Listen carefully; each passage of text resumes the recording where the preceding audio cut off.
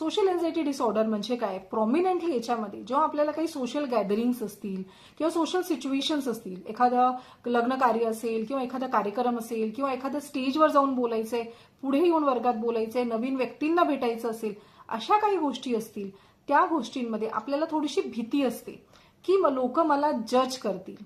माझी जी एन्झायटी आहे ही एन्झायटी लोकांना दिसेल, लोक माझ्यावरती हसतील.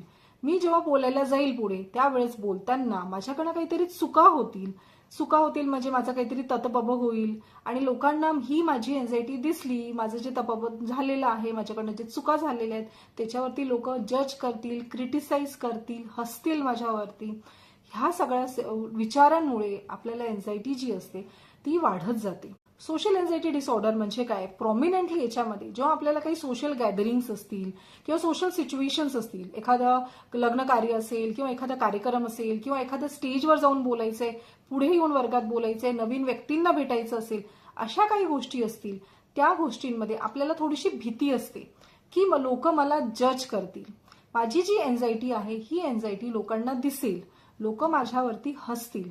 मी जेव्हा बोलायला जाईल पुढे त्यावेळेस बोलताना माझ्याकडनं काहीतरी चुका होतील म्हणजे माझं काहीतरी ततबब होईल आणि लोकांना ही माझी एन्झायटी दिसली, माझं जे ततबब झालेलं आहे, माझ्याकडनं जे चुका झालेल्या आहेत त्याच्यावरती लोक जज करतील, क्रिटिसाइज करतील, हसतील माझ्यावरती.